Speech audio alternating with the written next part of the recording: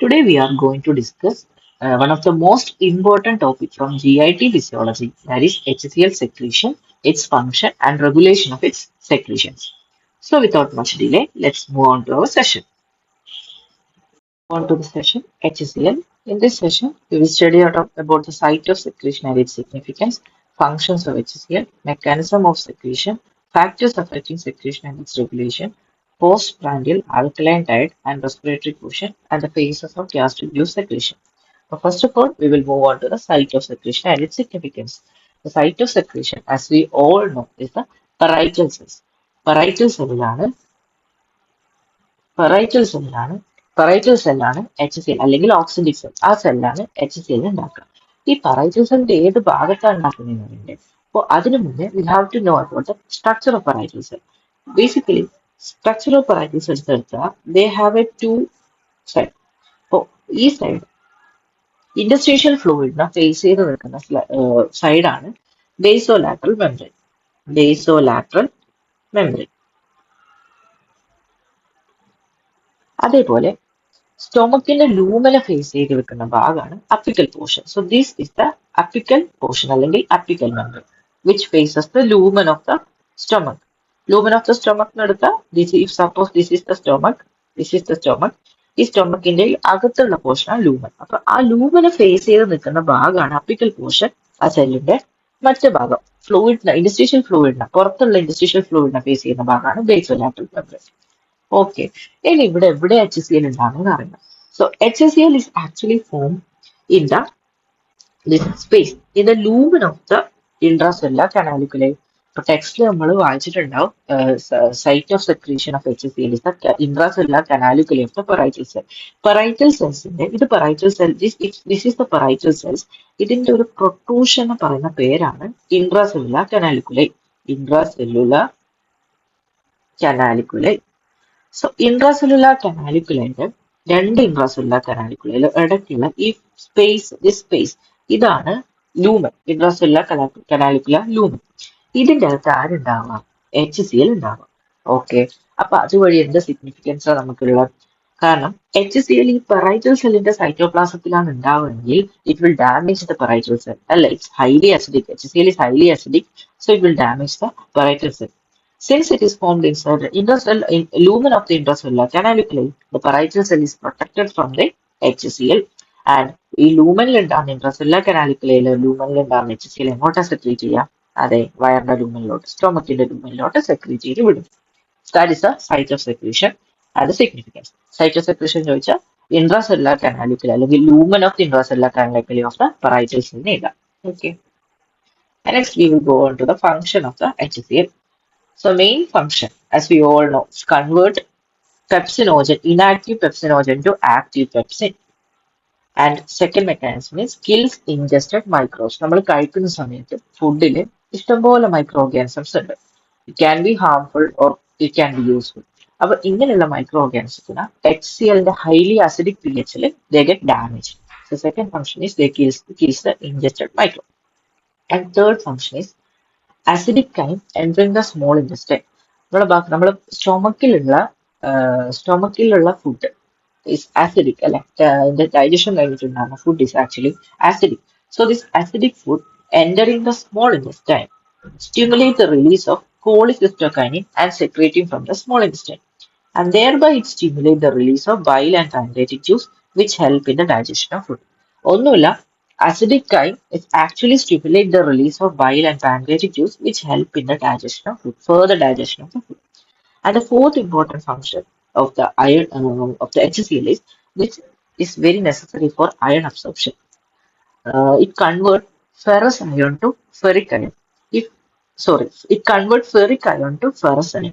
Ferric iron, this is the dietary form. നമ്മൾ കഴിക്കുന്ന iron ആണ് ferric iron. ബട്ട് അബ്സോർബ് ചെയ്യുന്ന ബോഡിക്ക് അബ്സോർബ് ചെയ്യാൻ പറ്റുന്ന അയൺ ആണ് ഫെറസ് അയൺ Fe2+.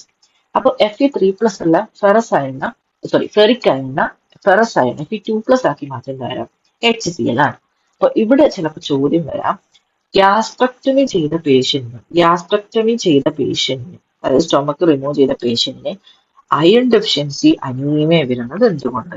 അതിന്റെ കാരണം എന്താ? കാരണം HCl has a major role in the conversion of Fe3+ to Fe2+. അതുവഴി അയൺ അബ്സോർബ് ചെയ്യാൻ പറ്റുന്നില്ല. അപ്പൊ ദാറ്റ്സ് വൈ ഗ്യാസ്ട്രക്ടമി തന്ന പേഷ്യന്റിന് അയൺ ഡെഫിഷ്യൻസി അനീമിയ വരുന്നത്. അതേപോലെ വേറൊരു ക്വസ്റ്റ്യൻ കൂടി ചോദിക്കാം. ഗ്യാസ്ട്രക്ടമി കഴിഞ്ഞ പേഷ്യന്റിന് പെർനീഷ്യസ് അനീമിയ കൂടി വരാം. പെർനീഷ്യസ് അനീമിയ വരാൻ കാരണം എന്താ? പറൈറ്റൽ സെൽസ് HCl മാത്രമല്ല, ഇൻട്രൻസിക് ഫാക്ടറും കൂടി സെക്രീറ്റ് ചെയ്യുന്നുണ്ട്. So intrinsic factor is very necessary for the absorption of vitamin B12. Vitamin B12ന്റെ അബ്സോർപ്ഷൻ ആര് വേണം? ഇൻട്രൻസിക് ഫാക്ടർ വേണം. ഇൻട്രൻസിക് ഫാക്ടർ വേണം. സോ ഇപ്പൊ പറൈറ്റൽ സെൽസ് ഗ്യാസ്ട്രക്ടമി ചെയ്താൽ എന്തായാലും പറൈറ്റൽ സെൽസ് ഉണ്ടാവില്ല. അപ്പൊ പറൈറ്റൽ സെൽസിൽ ഇൻട്രൻസിക് സെൽസ് ഇല്ലാത്തതുകൊണ്ട് വൈറ്റമിൻ B12ന്റെ അബ്സോർപ്ഷൻ നടക്കാത്തതുകൊണ്ടാണ് എന്തുണ്ടാവുക? പെർനീഷ്യസ് അനീമിയ ഉണ്ടാവുക. Okay, so that to the topic mechanism of secretion. ഇതിലെ ഏറ്റവും ഇമ്പോർട്ടന്റ് ആയിട്ടുള്ള ഭാഗമാണ് mechanism of secretion. Mechanism of secretion നമുക്കറിയാലോ, വേറെ HCl സെക്രീറ്റഡ്. HCl പറൈറ്റൽ സെല്ലിന്റെ ലൂമൻ ഓഫ് ദ ഇൻട്രാസെല്ലുലാർ കനാലിക്കുലയിലാണ് സെക്രീറ്റ് ചെയ്യുന്നത് പറയാം. ആൻഡ് ഇതിന് ടു സൈഡ്സ് ഉണ്ട്. One face in the interstitial fluid is the basolateral membrane, whereas the one facing the lumen of the stomachന്റെ ലൂമനെ ഫേസ് ചെയ്യുന്ന ഭാഗമാണ് അപ്പിക്കൽ മെംബ്രെയിൻ അല്ലെങ്കിൽ apical side, apical membrane. And interstitial fluid, ഇതാണ് interstitial fluid ഉള്ളത് ഇവിടെ. Interstitial fluid ആയിട്ട് റിലേഷനിൽ വരുന്നത് ആരാ? കാപ്പിലറീസ്. അത് കഴിഞ്ഞാൽ കാപ്പിലറീസ് അല്ലെങ്കിൽ ബ്ലഡ് വെസൽസ് ഇവിടെ ഉണ്ട്. basolateral മെംബ്രെയിന്റെ അടുത്ത് blood vessels. Before knowing the mechanism or how the HCl is secreted, you have to just know about the channels present in the parietal cell. Parietal cells actually 3 channels നമുക്ക് പഠിക്കാനുള്ളത്. അതിലൊന്ന് basolateral മെംബ്രെയിനിലുള്ള ഒരു channel ആന്റിപോർട്ട് ആണ്. അതാണ് ഇവിടെയുള്ള ആന്റിപോർട്ട് ആണ് HCO3- Cl3 ആന്റിപോർട്ട്. ആന്റിപോർട്ട് എന്ന് പറയുമ്പോൾ ഒന്ന് അകത്ത് കയറുമ്പോൾ ഒന്ന് പുറത്തു പോകും. അതാണ് ആന്റിപോർട്ട്. അതെവിടെയുള്ള basolateral മെംബ്രെയിൻ. അതേപോലെ അപ്പിക്കൽ മെംബ്രെയിനിലുള്ള 2 ചാനലാണ്. ഒന്ന് chloride channel. This is A chloride channel. ഒരു ക്ലോറൈഡ് ചാനൽ ഉണ്ടാവും. അതേപോലെ ഒരു സെക്കൻഡ് ചാനലാണ് H+K+ എക്സ്ചേഞ്ചർ. അതൊരു ആന്റിപോർട്ടാണ്. അതായത് H+ പുറത്ത് പോകുന്ന സമയത്ത് K+ അകത്ത് വരും. സോ ഈ 3 ചാനലിനെ പറ്റി നമ്മൾ പഠിക്കണം. And as we all no, എല്ലാ ചാനലിലും കോമൺ ആയിട്ട് ഉണ്ടാവുന്ന ചാനലാണ് സോഡിയം പൊട്ടാസ്യം ATPs. കാരണം എനർജി വേണം. അപ്പൊ എന്തായാലും പറൈറ്റൽ സെൽസ് നോക്കിയാലും അതിലും സോഡിയം പൊട്ടാസ്യം ATPs ഉണ്ടാവും. അതിവിടെ മെൻഷൻ ചെയ്യുന്നില്ല കേട്ടോ. ഇനി ഇതിന്റെ മെക്കാനിസം എങ്ങനെയാ? വൺസ് ഈ പറൈറ്റൽ സെൽ ഞാൻ ഇവിടെ വേറെ എടുത്ത് വരക്കാം. ഈ പറൈറ്റൽ സെൽസ് ആക്ടിവേറ്റ് ആവുന്ന സമയത്ത്, നമ്മുടെ സ്റ്റൊമക്കിൽ ഫുഡ് വരുന്ന സമയത്ത് ഒബിയസ്ലി ഈ പറൈറ്റൽ സെൽസ് സ്റ്റിമുലേറ്റ് ആവുന്ന സമയത്ത് എന്താ സംഭവിക്കുക? പറൈറ്റൽ സെൽസിന്റെ അകത്ത് വരുന്ന കാർബൺ ഡൈ ഓക്സൈഡ് ഹൈഡ്രേഷൻ നടക്കും. വാട്ടറുമായിട്ട് ജോയിൻ ചെയ്ത് എന്തുണ്ടാവും? H2CO3 ഉണ്ടാവും. This is catalyzed by the enzyme carbonic anhydrase. Carbonic anhydrase എന്ന enzyme catalyze ചെയ്ത് കാർബൺ ഡൈ ഓക്സൈഡ് H2O. വൺസ് ഇത് സ്റ്റിമുലേറ്റ് ആവുന്ന സമയത്ത്, പറൈറ്റൽസിന് സ്റ്റിമുലേറ്റ് ആവുന്ന സമയത്ത് H2CO3 അത്യാവശ്യം അൺസ്റ്റേബിൾ ആയതുകൊണ്ട് get split into HCO3- as well as H+. ഇനി ഞാൻ പറഞ്ഞല്ലോ ഇവിടെയുള്ള ചാനൽ ഏതാ? HCO3. ഇതാണ് HCO3- H+ ചാനലാണ് ഇവിടെ basolateral side ഉള്ള. And interstitial fluid which is rich in chloride which ആണ് ഇന്റർസ്റ്റീഷ്യൽ ഫ്ലൂയിഡ്. അപ്പൊ എന്ത് സംഭവിക്കും? ഇവിടെയുള്ള HCO3 പുറത്തേക്ക് പോകും. പകരം ആര് കയറി വരും? ക്ലോറൈഡ് കയറി വരും. ഇവിടെയുള്ള HCO3 എവിടെ എത്തും? ഇന്റർസ്റ്റീഷ്യൽ ഫ്ലൂയിഡിലോട്ട് എത്തും. അതേപോലെ ക്ലോറൈഡ് അകത്ത് സെല്ലിന്റെ അകത്ത് കയറും. ഒരു ക്ലോറൈഡ് നമുക്ക് അകത്ത് കയറി. ഇനി ഇവിടെ ഏത് ചാനലാണ് ഞാൻ പറഞ്ഞത്? H+ പൊട്ടാസ്യം H+K+ ചാനൽ ഉണ്ട്. അപ്പൊ ആ H+K+ ചാനൽ വഴി H+ പുറത്തേക്ക് പോകും. പുറത്തേക്ക് മീൻസ് ഇൻട്രാ സെല്ലുലാർ കനാലിക്കുലാർ ലൂമനിലോട്ട് എത്തും. H+ ഇവിടെ എത്തി. ഇൻസ്റ്റഡ് K+ സെല്ലിന്റെ അകത്തേക്ക് കയറിക്കും. അതേപോലെ ഈ ഇന്റർസ്റ്റീഷ്യൽ ഫ്ലൂയിഡ്സ് ആരെ കയറി വന്ന? ക്ലോറൈഡ് കയറി വന്നില്ലേ? In exchange four HCO3-. ഈ ക്ലോറൈഡ് ആൾസോ ക്ലോറൈഡ് ചാനൽസ് വഴി ഈ ക്ലോറൈഡ് ചാനൽസ് ക്ലോറൈഡ് ചാനൽ വഴി എവിടെ എത്തും? അതും പുറത്തേക്ക് വരും. എവിടെ? ഇന്റർസ്റ്റെല്ലുലാർ കനാലിക്കുലാർ ലൂമനിലെത്തും. ഈ ഇന്റർസ്റ്റെല്ലുലാർ കനാലിക്കുലാർ ലൂമനിലെത്തുന്ന സമയത്ത് എന്ത് സംഭവിക്കും?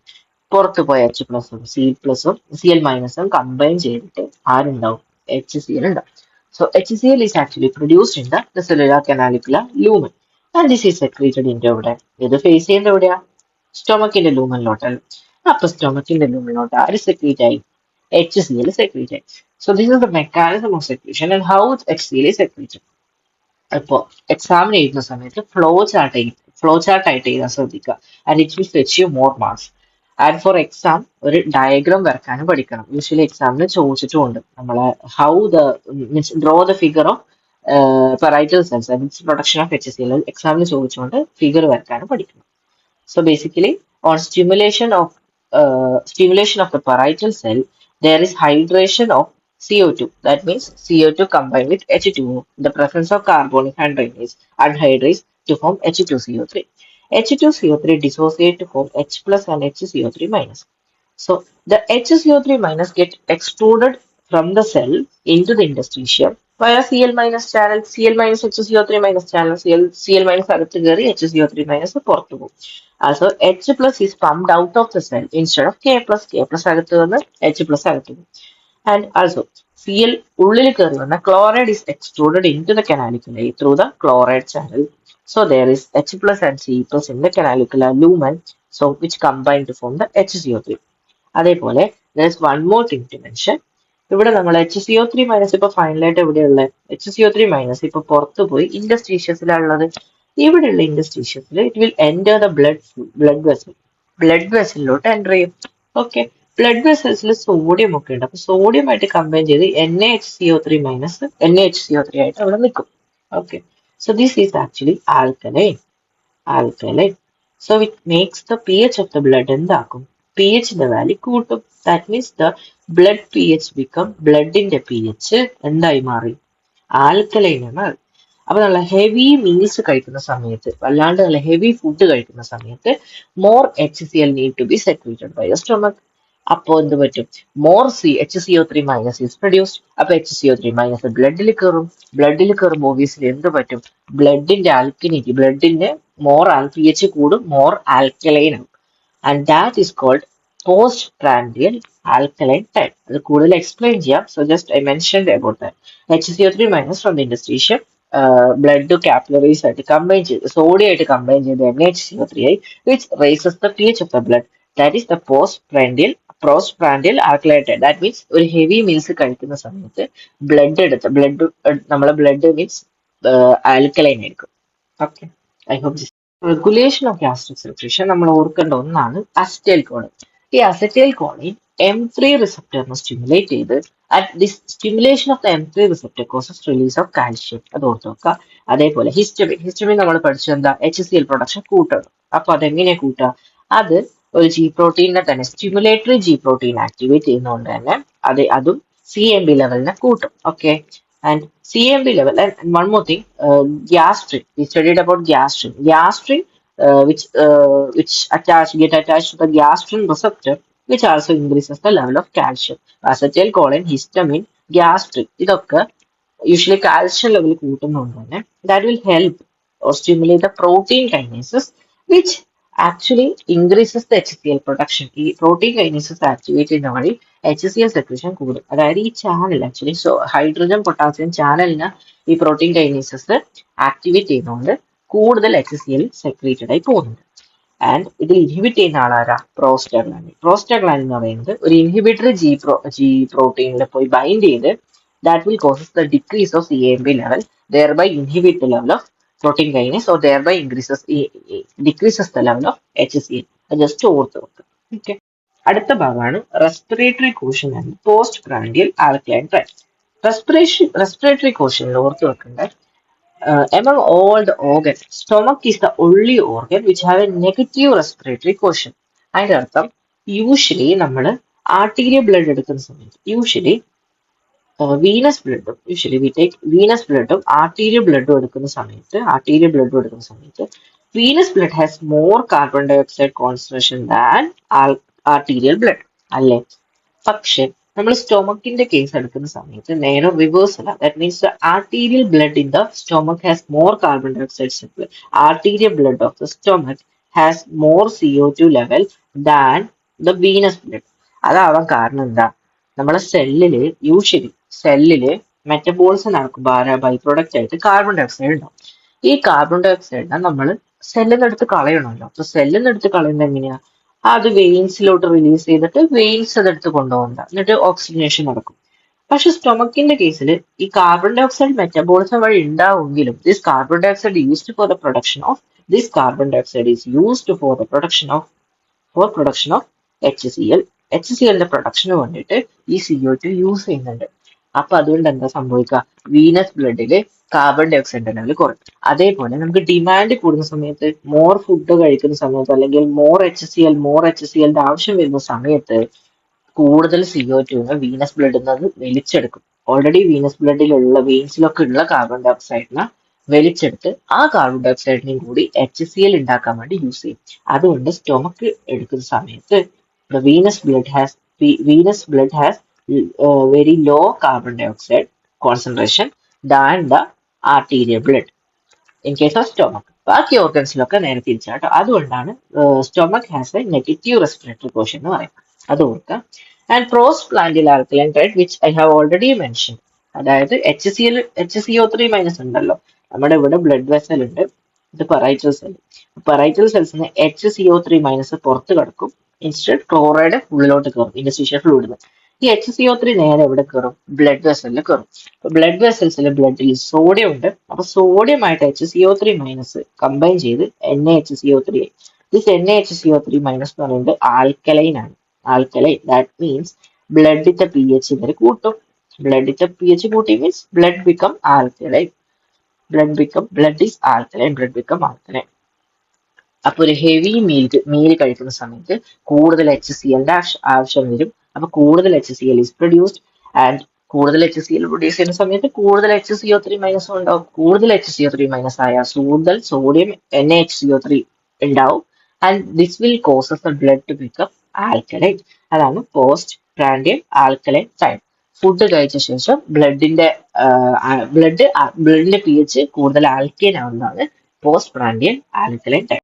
Now let's move on to the last portion of our topic, the phases of gastric secretion. So there are basically 4 phases. First one is interdigestive phase, which is otherwise known as basal secretion phase. And second one is cephalic phase. Third one is gastric phase.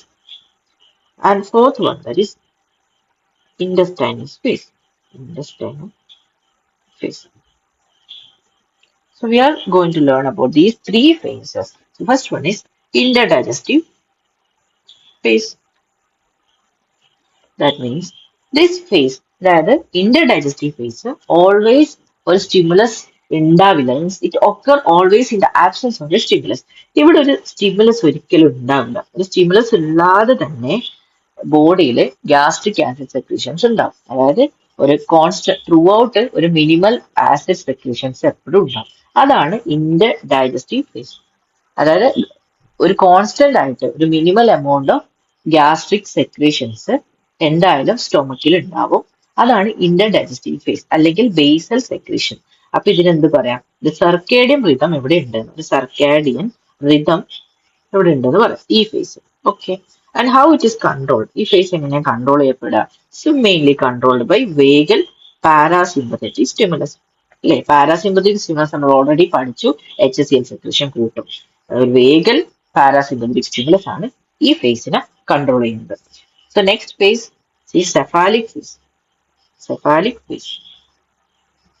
ഒരു ഫുഡിന്റെ Saito ഒരു food കാണുമ്പോഴോ അതിന്റെ smell അടിക്കുമ്പോഴോ അതിനെപ്പറ്റി ആലോചിക്കുമ്പോഴോ അല്ലെങ്കിൽ അതിന്റെ taste of food, ഈ സംഭവമൊക്കെ these will act as the stimulus in cephalic phase. ഇതൊക്കെ സ്റ്റിമുലസ് ആയിട്ട് ആക്ട് ചെയ്യും. സൈറ്റും സ്മെല്ലും ടേസ്റ്റും. ആക്ച്വലി ഫുഡ് വയറിലെത്തണം എന്നില്ല. ഫുഡ് കാണുമ്പോൾ തന്നെ അല്ലെങ്കിൽ ഇതിന്റെ മണം അടിക്കുമ്പോൾ തന്നെ നമ്മളെ ഗ്യാസ്ട്രിക് സെക്രീഷൻസ് ഒക്കെ കൂടും. അതാണ് സെഫാലിക് ഫേസ്. ഓക്കെ, അപ്പൊ ഇതൊരു കണ്ടീഷന്റെ റിഫ്ലക്സ് ആണ്. ഒരു കണ്ടീഷൻ ചെറുപ്പകാലം തൊട്ടേ ഉള്ള ഒരു റിഫ്ലക്സ് ആണ്, ഒരു കണ്ടീഷൻ റിഫ്ലക്സ് ആണ്, ചെറുപ്പകാലം തൊട്ടേ ഉണ്ടാവും. Okay, and this was experimentally demonstrated by, ഒരു എക്സ്പെരിമെന്റ് ചെയ്തിട്ടുണ്ട്. അതാണ് ഷാം ഫീഡിംഗ് ടെക്നിക് എന്ന് പറഞ്ഞാല് ഒരു ഡോഗിന്റെ, suppose this is a dog, നമ്മുടെ ഡോഗിന്റെ നമ്മുടെ ഡോഗിന്റെ നെക്കിലും സ്റ്റൊമക്കിലും രണ്ട് ഹോൾസ് ഉണ്ടാക്കുക. ഓക്കെ. അപ്പൊ ഈ ഡോഗിന് നമ്മൾ ഫുഡ് കൊടുക്കുന്നു. ഒരു ഫുഡ് കൊടുക്കുന്ന സമയത്ത് എന്ത് പറ്റും? ഈ ഫുഡ് ആക്ച്വലി ഈ നെക്ക് വഴി പുറത്തേക്ക് വരും. നമ്മൾ കൊടുത്ത ഫുഡ് നെക്ക് വഴി പുറത്തേക്ക് വരും. പക്ഷെ അതേ സമയം, അതായത് ഫുഡ് സ്റ്റൊമക്കിൽ ആക്ച്വലി എത്തുന്നില്ല, അതിന് മുന്നേ ഇത് പുറത്ത് പോകുന്നുണ്ടല്ലോ. പക്ഷെ ഇത് വായിലിടുന്ന സമയത്ത് തന്നെ ഇവിടുന്ന് ഗ്യാസ്ട്രിക് സെക്രീഷൻസ് ഒക്കെ, ഒരു ഫ്രഷ് ഗ്യാസ്ട്രിക് സെക്രീഷൻസ് ഇവിടുന്ന് സ്റ്റൊമക്കിൽ നിന്ന് വരും. അതിന്റെ അർത്ഥം എന്താ? അതായത് ഫുഡ് സ്റ്റൊമക്കിൽ എത്തണം എന്നൊരു നിർബന്ധമില്ല, അതിന് മുന്നേ തന്നെ ഗ്യാസ്ട്രിക് ആസിഡ് സെക്രീഷൻസ് ഒക്കെ ഉണ്ടാവാം. അതാണ് സെഫാലിക് ഫേസ്. അത് എക്സ്പെരിമെന്റലി പ്രൂവ് ചെയ്തതാണ് sham feeding technique. Okay. And how it is regulation. Regulation എങ്ങനെയാണ് അറിയാം. Regulation is obviously neural control. അതും ഹയർ സെന്റർ കോർട്ടെക്സ് ഒക്കെ, ഹയർ സെന്റർ വഴി അമിഗ്ഡാല കോർട്ടെക്സ് അതുവഴി അണ്ടർ കൺട്രോൾ ആയിരിക്കും cephalic phase. And neural control എന്ന് പറയുമ്പോൾ നെർവസ് സിസ്റ്റംസ് എങ്ങനെയാ? ഡയറക്ട്ലി ആരെ സ്റ്റിമുലേറ്റ് ചെയ്യും? പെറൈറ്റൽ സെൽസിനെ സ്റ്റിമുലേറ്റ് ചെയ്ത് HCl സെക്രീഷൻസ് കൂട്ടാം. അല്ലെങ്കിൽ ഇൻഡയറക്ട്ലി ആരെ സ്റ്റിമുലേറ്റ് ചെയ്യാം? ഇൻഡയറക്ട്ലി ജി സെൽസിനെ സ്റ്റിമുലേറ്റ് ചെയ്ത് ഗ്യാസ്ട്രിനെ റിലീസ് ചെയ്യും. Gastrin is A hormone. ഈ ഗ്യാസ്ട്രിൻ എന്ത് ചെയ്യും? HCl സെക്രീഷൻ കൂട്ടും. Okay. And third phase is the gastric phase. And this phase, ഈ phase-ലാണ് actually food stomachൽ എത്തുക. This is the phase where there is actual entry of food. So we have the entry of food, stomachൽ food എത്തി. അപ്പൊ എന്ത് പറ്റും? Stomach വാൾ stretch ആവും. വാൾ stretch ആവും. And wall stretch ആവുമ്പോൾ എന്ത് പറ്റും? സെക്രീഷൻ, ഗ്യാസ്ട്രിനും അങ്ങനെയുള്ള ഹോർമോൺസ് ഒക്കെ റിലീസായി സെക്രീഷൻസ് കൂട്ടും. Entry of food.